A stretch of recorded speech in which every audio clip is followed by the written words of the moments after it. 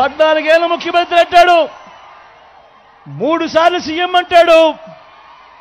మరి ఆయన పేరు చెబితే ఆయన పేదలకు చేసిన కనీసం ఒక్కటంటే ఒక్క స్కీమ్ అయినా గుర్తుకు వస్తుందా అని అడుగుతా ఉన్నాను మీ అందరి సమక్షంలో. మరో వంక మీ బిడ్డను చూడండి, మీ జగన్ స్కీములను, మీ బిడ్డ స్కీములను, మీ వైఎస్ఆర్సీపీ స్కీములను చంద్రబాబు 14 ఏళ్ల పాలనలో ఏనాడైనా కూడా ఇలాంటి స్కీములు ఇచ్చాడా అన్నది ప్రతి ఒక్కరూ ఆలోచన చేయమని కోరుతా ఉన్నా. గతంలో మనం ఎప్పుడూ జరగనట్టుగా, గతంలో ఎప్పుడూ చూడనట్టుగా మీ బిడ్డ పాలనలో ఈ 59 నెలల కాలంలోనే అవ్వాతాతలకు ఇంటికే 3,000 రూపాయల పెన్షన్.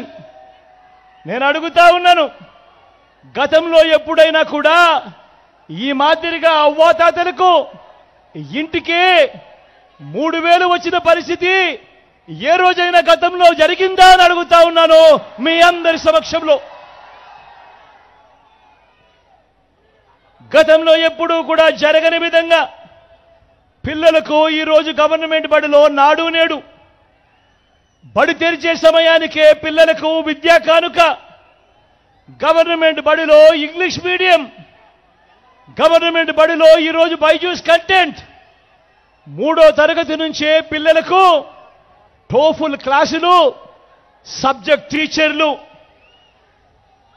మొట్టమొదటిసారిగా ఈరోజు ఇంగ్లీష్ మీడియంతో వేసిన అడుగులు సిబిఎస్ఈ నుంచి ఐబీ దాకా ప్రయాణం జరుగుతూ ఉంది. మొట్టమొదటిసారిగా 8వ తరగతికి పిల్లాడు వచ్చేసరికి ఈరోజు ఆ పిల్లాడి చేతిలో ట్యాబులు కనిపిస్తా ఉన్నాయి గవర్నమెంట్ బడుల్లో.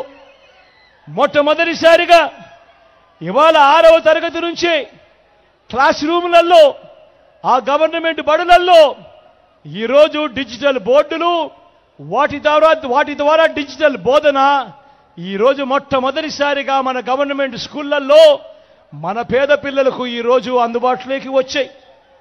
మొట్టమొదటిసారిగా బడులలో చదువుతా ఉన్న పిల్లలకు ఈరోజు బైలింగ్వల్ టెక్స్ట్ బుక్స్, అంటే ఒక పేజీ తెలుగు, మరో పేజీ ఇంగ్లీష్ ఇస్తా ఉన్న పరిస్థితులు మొట్టమొదటిసారిగా కనిపిస్తా ఉన్నాయి.